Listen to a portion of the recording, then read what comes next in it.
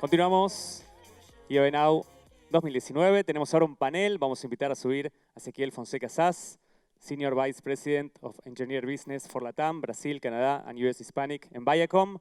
Antoine Torres, Head of YouTube Content Partnerships. Gonzalo Ita, COO en Telecom. El tema es ¿cuál es el futuro del contenido audiovisual? Modera Andrea Catalano. El aplauso para ellos, por favor.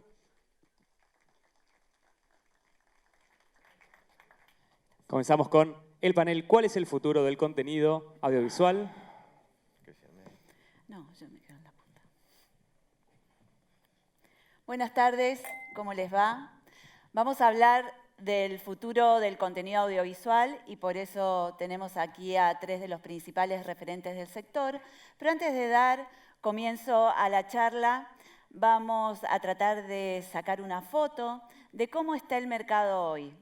Si miramos a América Latina, vemos que hay 90 millones de usuarios de televisión paga y unas 250 plataformas a través de las cuales los usuarios pueden consumir distintos contenidos de video.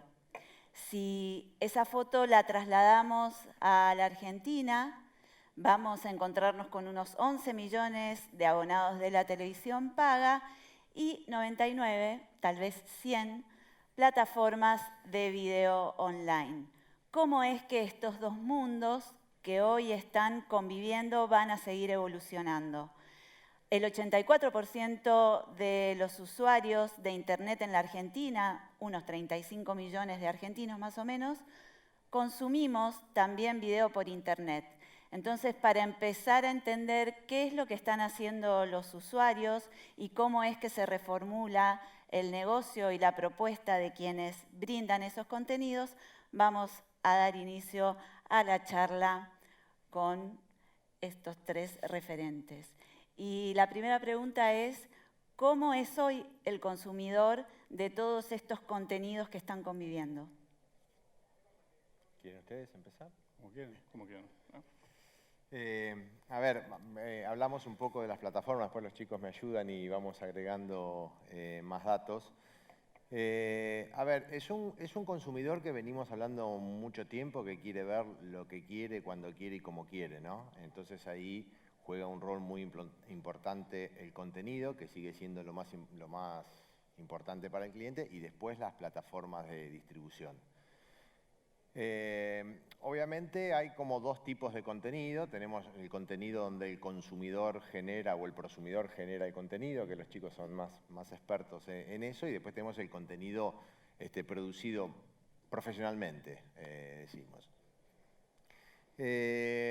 Nosotros somos una compañía que históricamente nos dedicamos a distribuir contenido, pero en la vieja época, la televisión por cable, o hasta ahora, digamos, la televisión por cable, era responsable de elegir qué se ponía en la pantalla, disponibilizar eso en la pantalla en un formato lineal, y era un espacio finito, o sea, había 60, 70 o 200 señales que la elegíamos nosotros, tratando de representar a la mayor cantidad del consumidor posible, y disponibilizamos eso en formato lineal. Ese modelo de televisión por cable tradicional se está agotando, si bien es cierto que sigue habiendo mucho consumo de eso, pero es un modelo que se está agotando y van cambiando las tecnologías. Nosotros ya no tenemos un límite en la cantidad de contenido que disponibilizamos, porque hoy por hoy nuestras cajas o nuestra plataforma Flow se comunica a través de Internet por datos, con lo cual nosotros ya no hacemos un rol de ver qué ponemos y qué no ponemos, sino todo lo que está disponible lo disponibilizamos y lo ponemos a disposición de nuestros clientes que eligen qué ver. Pero ahí se genera un nuevo problema, que es la hiperabundancia de ese contenido, ¿sí? Y saco el caso de YouTube, porque YouTube es una plataforma complementaria a la nuestra que tiene millones de contenidos de todo tipo, ¿no? Hablo del contenido del tipo clásico de televisión, cine, series, factual, deportes, noticias y todo lo que tiene que ver con eso. Entonces ahí empezamos, la televisión paga empieza, o las plataformas de distribución empiezan a tener un rol adicional mucho más importante, que tiene que ver con ver cómo disponibilizar ese contenido, donde los motores de recomendación y el formato de ordenamiento en búsqueda y los motores de búsqueda propiamente dichos hacen a la forma de consumir televisión. Hoy uno de los momentos más estresantes de nuestros clientes que miran televisión tradicional es cuando se le acaba la serie y tiene que decidir qué ver. Ver qué ver es uno de los momentos más difíciles y ahí entra a jugar un montón de factores y donde las plataformas de distribución ayudan mucho a tomar esa decisión, ¿no? Bueno, a mí me encanta hablar de esto, así que no voy a monopolizar la charla, les dejo a los chicos que agreguen lo que quieran. Sí, creo que claramente vemos mucho de esto desde YouTube. En los últimos 50 años, no hace falta mencionar que cambió mucho la forma que tenemos de consumir el contenido. Por la tecnología y por la accesibilidad, ¿no?, al contenido. Hace 50 años había un canal de televisión, toda la familia miraba junto un programa. Con el cable tal vez pasaron a ser 100 canales disponibles, cada uno un poco más de nicho, uno de fútbol, otro de cocina, etc. Y hoy, más allá de las plataformas, entre televisión, OTTs, TV Everywhere, plataformas digitales, etc., son literalmente millones de canales que están disponibles, y eso genera obviamente un gran cambio en cómo consumimos el contenido, porque absolutamente cualquier nicho de contenido va a estar disponible y tener su propio canal. Y a su vez, el hecho de que muchos de estos contenidos estén disponibles en VOD, en Video On Demand, hace también que estos nichos puedan masificarse, que eso es algo bastante nuevo y que era muy difícil de hacer en televisión lineal, ¿no? Esto generó un gran cambio. Lo que estamos viendo es que los usuarios hoy, la audiencia, está cada vez más exigente, necesita realmente todo el tiempo tener exactamente lo que ellos necesitan cuando lo necesitan, ¿no? Es primordial que esté disponible el contenido en todos los dispositivos posibles y accesible en el momento en lo que lo desean. Y eso es algo que se transformó, y todos los que estamos aquí hoy estamos también trabajando para eso y ofrecer ese servicio para la audiencia, respondiendo a este cambio de paradigma en cómo se consume el contenido. Y la otra parte, la otra tendencia que también mencionaste, Gonza, es que hay obviamente una línea cada vez menos clara entre quién consume y quién produce el contenido, ¿no? Aún hablando de actores tradicionales, hoy es fundamental no solo asistir pasivamente al contenido, sino interactuar, ¿no? Interactuar con los creadores de ese contenido, con otras personas quienes también disfrutan de ese mismo contenido. Y en algunas plataformas, como puede ser YouTube, también muchos de los usuarios, ellos mismos se transforman en creadores de contenido, ¿no? Con lo cual, esto puede ser un desafío a la hora de generar esa conexión, pero a la vez es una enorme oportunidad para quien crea contenido, porque se puede hoy generar un vínculo, digamos, afectivo muy fuerte con la audiencia como nunca antes se pudo realizar, ¿no? ¿Para los productores es lo mismo? Ahí, Andrea, en función de tu pregunta y para no superponerme con lo que dijo Gonzalo o Antoine, ¿dónde cambió también el consumidor de contenido? Yo creo que podemos sumar tres cosas, ¿no? La primera, en que es un usuario tremendamente demandante de calidad. Es decir, tiene un estándar de calidad que ha subido en los últimos 15 años de una manera muy fuerte. Es decir, hoy en día es un consumidor que ve contenidos de altísima calidad como caramelos. Y eso nos presenta un enorme desafío a compañías como las nuestras. Digamos, Viacom es productor mundial de contenidos. El 87% del contenido que Viacom, digamos, distribuye es producido por la propia compañía. Somos un gran hub creador de contenido y eso levantó la vara. Lo segundo es un usuario y es un consumidor de contenidos que da una cantidad de información, a veces sin querer o casi siempre sin querer, descomunal. Es decir, hay una acumulación de datos de ese consumo producto de su hábito que le redunda a él en un enorme beneficio. Es decir, eso que decía Antoine no pasa por arte de magia, pasa por la tecnología, obviamente, y por esa distribución. Y a nosotros, como productores de contenido, esa información nos permite ajustar la mira mucho más que antes. Y no solamente eso, sino también ser mucho más eficiente en el juego de las ventanas, ¿no? Es decir, antes era, bueno, ¿hasta cuánto dura esto? Hoy en día puede estar más previsibilidad.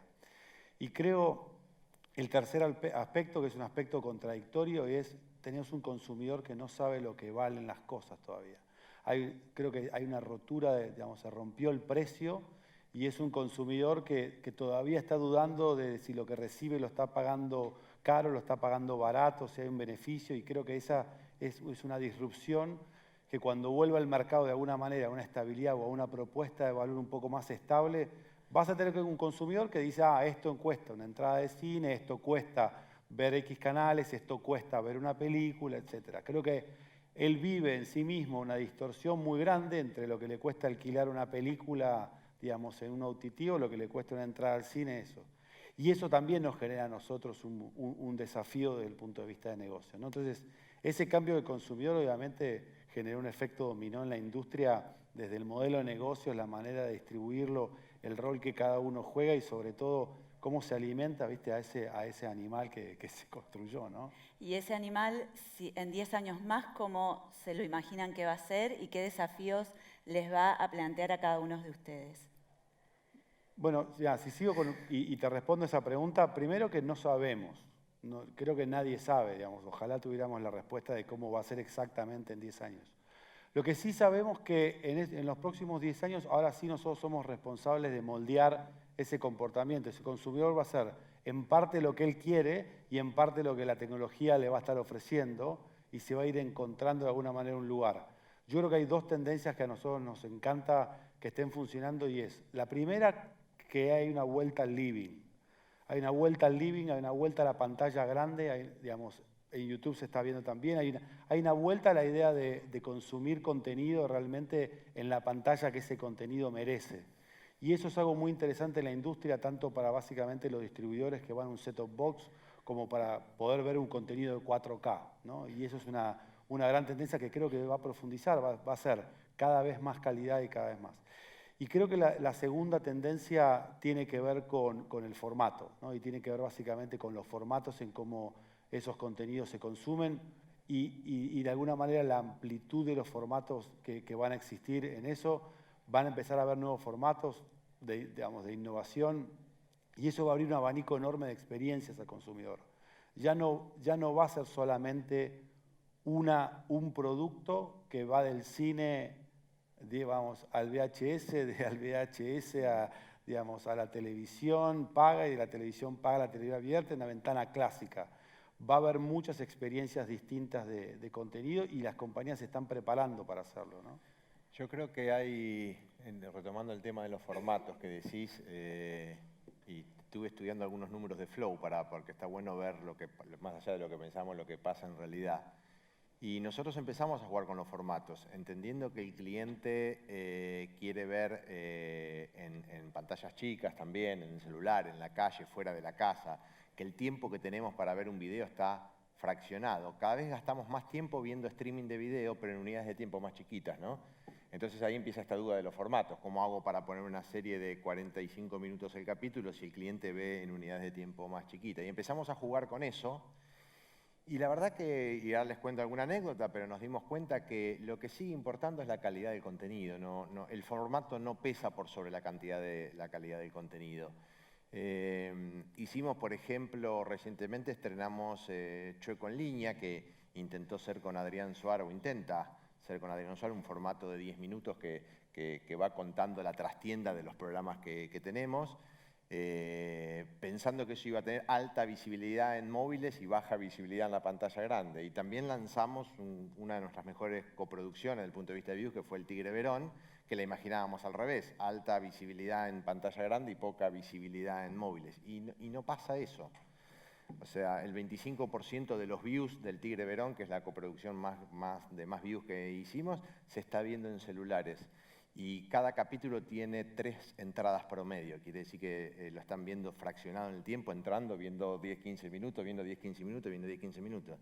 Y Chueco en Línea se está viendo en la pantalla grande a la noche, tarde, casi como zapping. Me miro 10 minutos y después me duermo, ¿no? Entonces, no hay un vínculo directo entre eso. Tiene que ver mucho la calidad del contenido. Si el contenido es bueno, la gente lo fracciona, lo parte y lo ve. ¿Sí? ¿Y cómo se le pone un precio a ese contenido cuando, si lo pensás para un formato, se termina viendo en el otro y previamente hiciste un presupuesto, imagino, y te cambió la ecuación?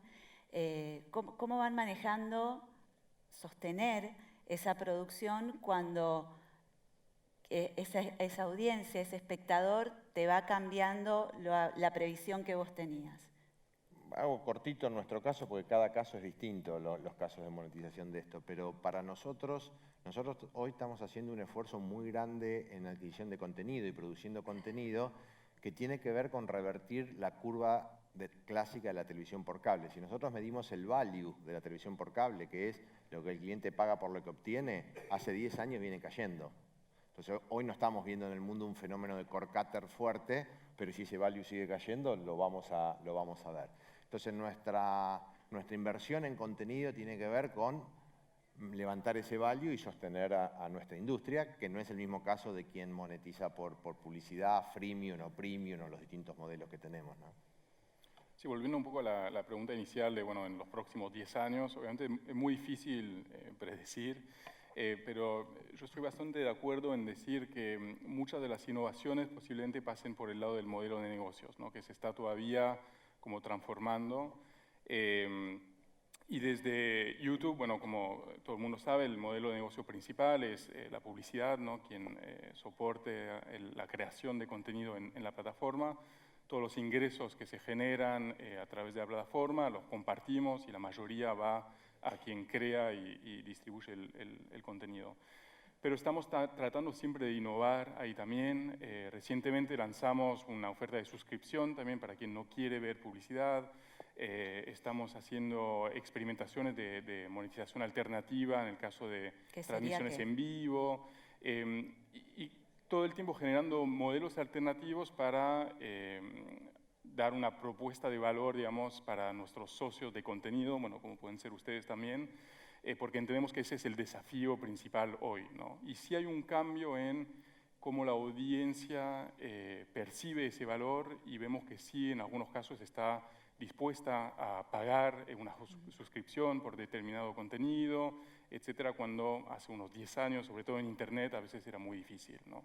Así que creo que ahí hay mucho por hacer y bueno, estamos trabajando también en esa parte.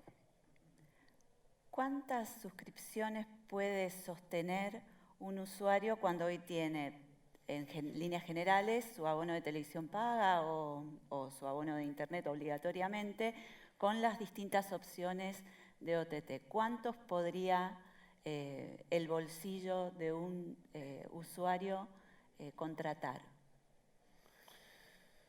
Porque estamos hablando de que en la Argentina hay 100 plataformas. Entonces, ¿cuántas puede pagar el usuario? Dos cosas te diría. Primero, yo creo que estamos asistiendo a, como fue en la Argentina en el momento, las canchas de pádel, ¿no? Se abrió una cancha de pádel en cada cuadra y después quedaron 2 canchas de pádel, digamos. Lo mismo creo que va a pasar con las plataformas, todas las que hay, que vos decís. No creo que haya un lugar para todas esas, porque en definitiva el contenido relevante que se genera en el mundo y que a la gente le interesa no alcanza para alimentar tanta cantidad de plataformas. Entonces, no es una cuestión de tener la plataforma y tener el precio, el tema es qué contenido relevante tenés esa plataforma. Y no se produce en el mundo contenido relevante para que sean distintos en 100 plataformas. Con lo cual creo que hoy hay una gran aspiración del mercado de ir derecho al consumidor y quien tiene un poquito de contenido quiere montarlo en una plataforma e ir derecho al consumidor, pero el consumidor se encuentra con esa diversidad de problemas, que aun cuando tenga plata para comprarla, después los motores de recomendación no van a poder funcionar porque esas plataformas no hablan entre sí, las búsquedas no funcionan porque las metadatas no se comparten en un motor de búsqueda único, la experiencia de cómo se navega cambia para cada plataforma.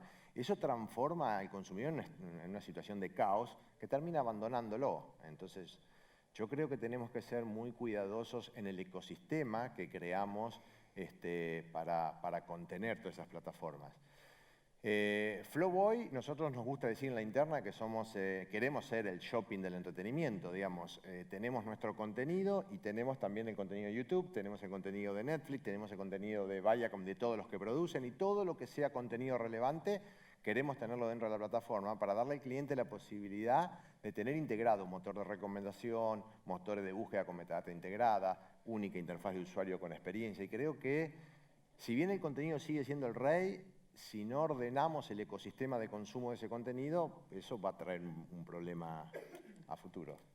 Sí, estoy muy de acuerdo. Y no solamente la propia dinámica del negocio la va a terminar ordenando. Es decir, en cualquier disrupción eso termina, casi te diría que orgánicamente depurándose, donde eso se va a terminar limpiando. Pero bajo tu pregunta sobre tu pregunta de cuánto es lo que uno podría tener, hoy no sé, hoy los datos dentro, por ejemplo, un mercado muy desarrollado como el americano, estás hablando prácticamente de 3 suscripciones, el 77% digamos, de los usuarios, estás hablando de 2, prácticamente el 50%. Pero cuando vos analizás esas 3 y cuando vos ves ese juego, una está asociada a un paquete de distribución de logística como un e-commerce, la otra de alguna manera cumple un rol de películas muy particular y de series, y la otra cumple un rol deportivo. Es decir, yo creo que el usuario se está armando ese juego. Las plataformas están peleando también por entender quién es el gatekeeper de esa, digamos, quién es básicamente la puerta de entrada de ese ecosistema, ¿no? Y a dónde se accede. A mí me encanta ver lo que está pasando como consumidor en una televisión donde vos puedes entrar o por el Smart TV, o puedes entrar por el set-top box, o puedes estar streameando, o tenés un connected device. Hoy hay una multiplicidad de opciones enorme que tanto las opciones de tecnología, como decía Gonzalo, las opciones de oferta, de contenido, se van a depurar. Digamos, la existencia de connected devices tiene que ver con la no existencia de cierta tecnología en los televisores, y cuando eso converja, y va a converger de alguna manera con una set-top box en algún futuro. Entonces, va a haber ese proceso, ¿no? Ese proceso va a ser lógico. Lo que sí creo que no va a haber una vuelta atrás es, vuelvo al punto de los formatos, digamos, y el término de las experiencias, es un consumidor que ya está habilitado para jugar muchas cosas en ese lugar. Cuando digo muchas cosas es toda la explosión de edutainment, todo lo que tenga que ver con educación y juegos interactivos, eso es un mundo de consumo. Todo lo que tenga que ver, obviamente, con películas y series, no nos metamos que ya lo conocemos, lo que tiene que ver con deportes, lo que tiene que ver con realidad aumentada. El problema es que tanto eso o te pega en el share of wallet, o te pega en el bolsillo, o te pega en el tiempo. Entonces, hay un límite en el bolsillo y hay un límite en el tiempo, ¿no? Yo creo que vamos a ver un consumidor mucho más ecléctico del que tenemos, ¿no? Hoy en día, básicamente, gran parte del tiempo que tienen los chicos frente al entretenimiento está más relacionado con el mundo del gaming que con otra cosa. Es decir, League of Legends entrega un premio más grande que cualquier otro evento deportivo. Eso es parte del share of time. Para nosotros, como Viacom, cuando vemos a las audiencias y las entendemos, las queremos entender muy holísticamente. ¿Por qué? Porque en el centro de nuestra estrategia está el distribuidor de contenidos, el experto o de televisión paga, o el experto de broadband, o el experto de mobile.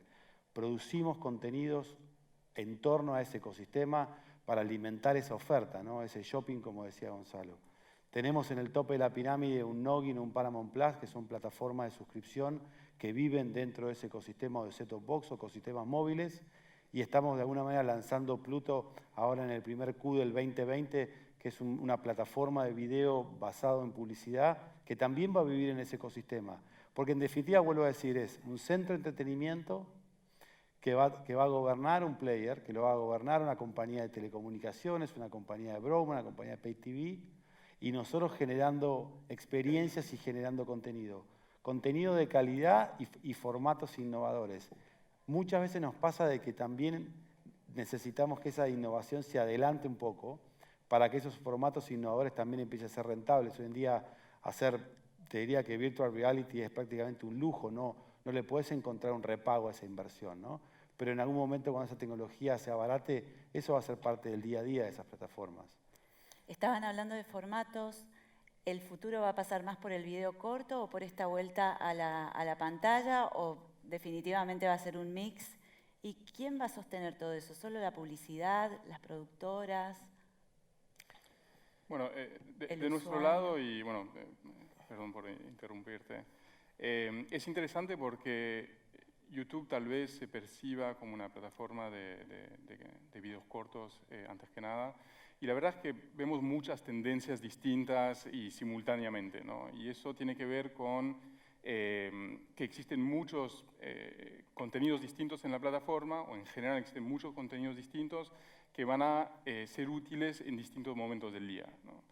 Hemos visto en los últimos años un crecimiento muy fuerte del consumo a través del celular, obviamente el consumo de video, de contenido de celular, que tiende a ser más corto, pero una de las tendencias recientes que estamos viendo, que mencionaste vos también, es que el tiempo de reproducción en Smart TV es el que más crece en la plataforma, ¿no? Que puede parecer como contraintuitivo. Así que no, en términos de formato no creo que haya una fórmula o una respuesta, ¿no? A este es el formato que se viene, etcétera. Creo que creativamente sí lo que veo como constante es relacionar lo que mencionaba antes de los nichos que se masifican, ¿no? En el pasado, un productor tenía que tratar de hacer contenido para llegar a la mayor cantidad de gente posible. Hoy en día, un productor tiene la posibilidad de ser lo más relevante posible en un segmento muy específico, ¿no? Esto cambia realmente toda la lógica de cómo producir contenido. Y esto sí me parece que es una tendencia que estamos viendo cada vez más, ¿no? Más que la duración del formato en sí. Yo creo que a lo que preguntabas, André, de alguna manera la monetización, hay otro punto que no nos tenemos que olvidar que a nosotros nos preocupa sobremanera, que es que toda esta tendencia que estamos viendo está cambiando el ecosistema y las reglas de juego, ¿no? Las redes que transportan todo esto, hasta el momento fueron sostenidas, bueno, hablemos en Argentina, en muchos lugares del mundo también, pero en Argentina fueron sostenidas y creadas por una combinación de ingresos que generaba la distribución de televisión paga y la distribución de Internet. Todo este modelo nuevo de ecosistema está quitándole, si querés, billetera a eso y generando otras formas de cómo el cliente paga. No es hoy alarmante, pero es una tendencia. Y la realidad es que la red fija, nosotros distribuimos streaming de video por la red fija de fibra óptica de nuestra o por la red móvil. La red fija crece en consumo un 80% interanual. Cada uno de ustedes consume cada vez más streaming de video y entre un año y otro consume 80% más de transporte de datos. En la fija, en la móvil se multiplica por 3, se triplica ese consumo. La móvil, por ejemplo, algunos de los datitos que traje para compartir, hoy el promedio de consumo de la móvil no llega a 4 gigas, el 57% es streaming de video y estimamos que para el 2023 el 78% va a ser streaming de video y ese consumo de casi 4 gigas va a estar rondando 7 veces más, 17, 18 gigas. Entonces, la gran responsabilidad que tenemos, además en este ecosistema, es cómo vamos a sostener el transporte de esas redes, porque si el consumo de streaming crece, los formatos en HD o en Ultra HD siguen creciendo y haciendo streaming más pesados, y las redes no acompañan, empezamos a tener un problema. Hoy lo tenemos en Argentina, hoy como se consume video en la ciudad de Buenos Aires o en el Gran Buenos Aires, no es igual que en el interior profundo de la Argentina, el interior del interior, ¿sí? En el interior del interior hay redes que no soportan más de 6 GB y 6 GB no alcanza para un streaming de video HD. Así que gran parte del desafío futuro es cómo todo este ecosistema que cambia las reglas de juego y va cambiando, va a poder acompañar a los procesos de transformación de redes. ¿Y qué va a pasar con esos operadores distribuidos en las provincias que eran los que tenían la pequeña góndola local cuando ahora tienen una góndola como Flow? Bueno, a ver, estamos trabajando mucho con ellos en incentivarlos a que hagan las inversiones de redes que tienen que hacer para poder dar esa capacidad. Y también estamos trabajando con ellos para poder darle toda la plataforma de Flow como un servicio que ellos puedan implantar y poder distribuir, ¿sí? Creemos que esos operadores, esas pymes del interior de televisión paga cumplen un rol fundamental en el interior profundo y tienen que seguir existiendo. Y nosotros, una vez que creamos la plataforma de Flow, podemos acercarle a la plataforma de Flow para que sea con su marca o como quieran la plataforma de distribución de video. Pero de todas formas necesitas una red de banda ancha que lo soporte y eso implica reconstruir redes que tienen 30, 40 años, 50 años de antigüedad, ¿no? Desde pares de cobre a redes HFC muy antiguas. Así que ese es parte del gran desafío, que creo que nos preocupa a todos porque le pasa a YouTube también, supongo, cuando va a los países más subdesarrollados, el problema es el ancho de banda para distribuir los contenidos, así que esa es la otra cara del contenido.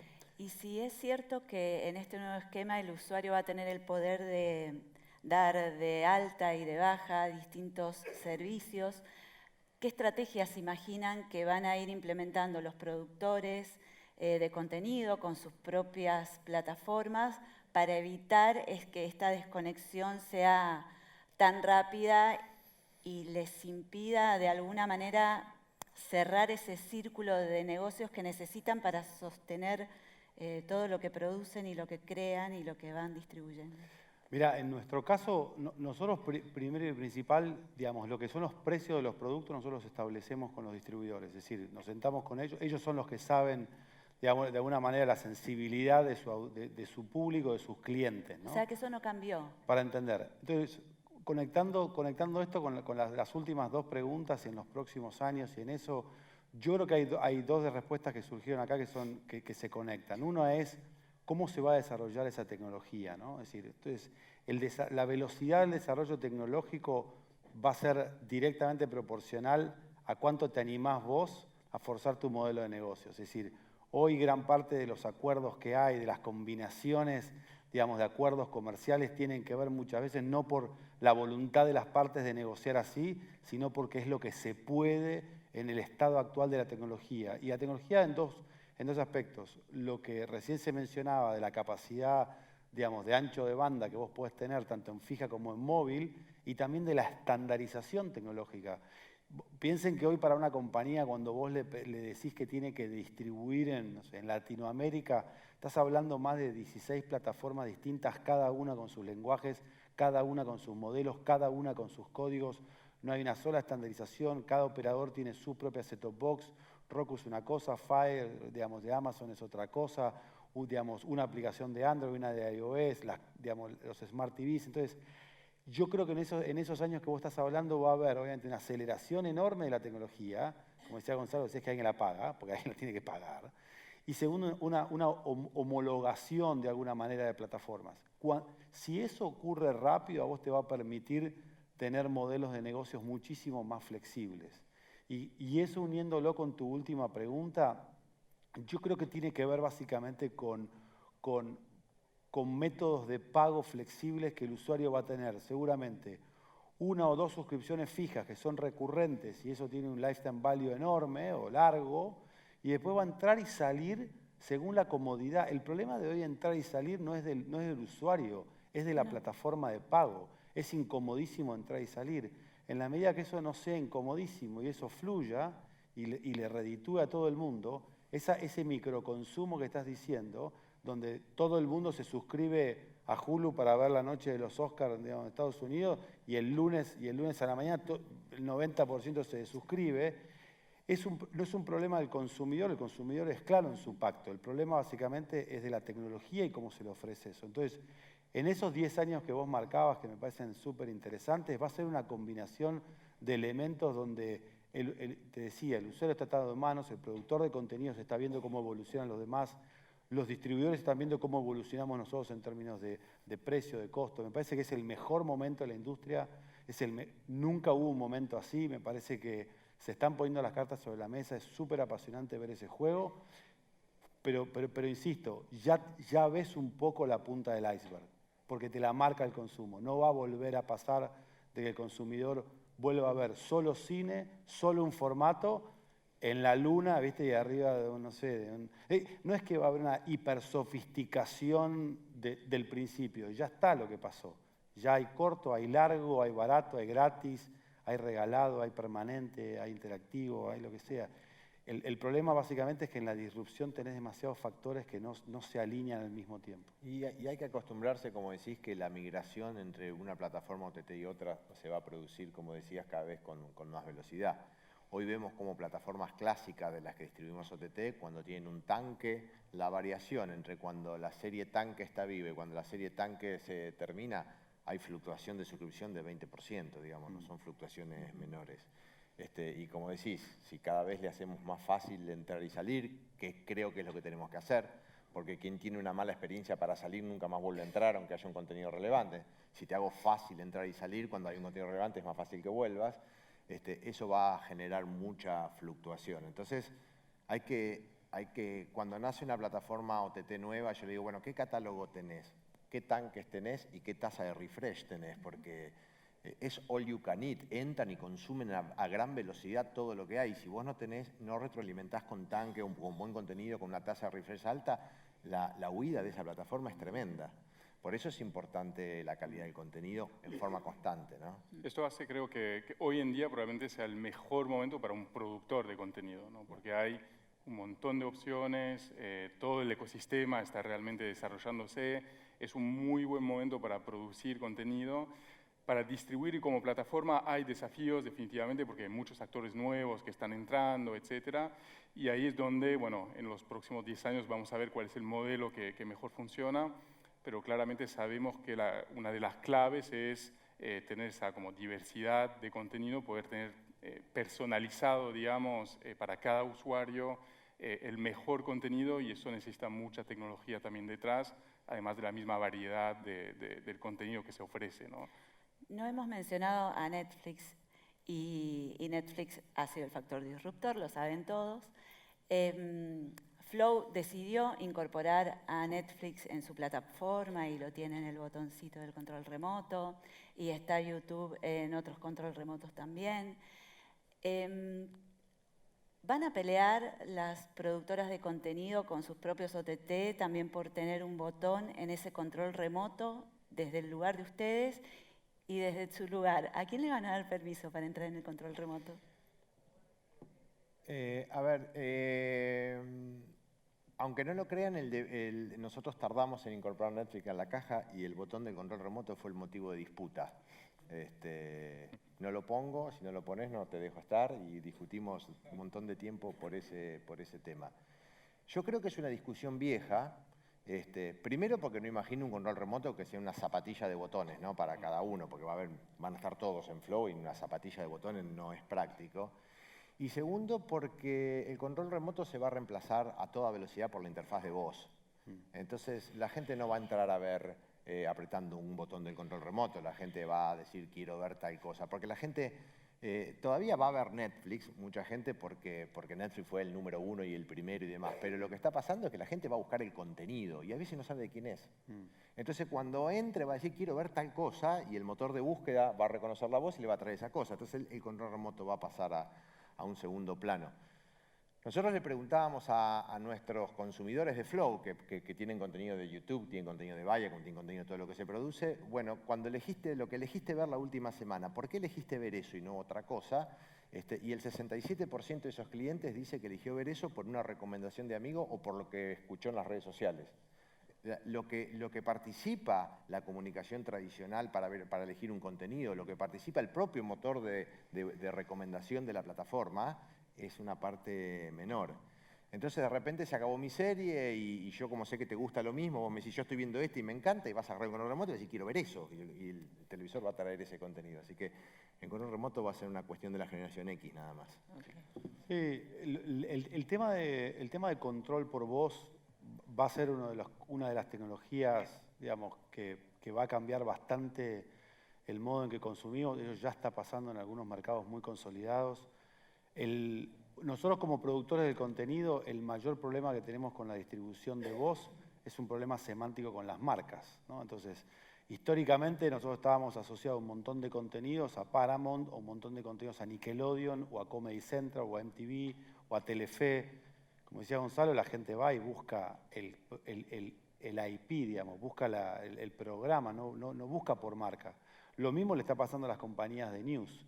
Entonces, en ese juego, digamos, de controles remotos que ya existen y que buscas por voz, digamos, hay un problema del empaquetamiento de valor, ¿no? ¿Cuál es la garantía de valor de esos contenidos? Y ahí vas a ver un montón de plataformas que permiten o no tener un marco diciendo este producto es ¿no? Digamos, es de Netflix o no es de Netflix, digamos, es de Paramount o no es de Paramount, es de Fox o no es de Fox.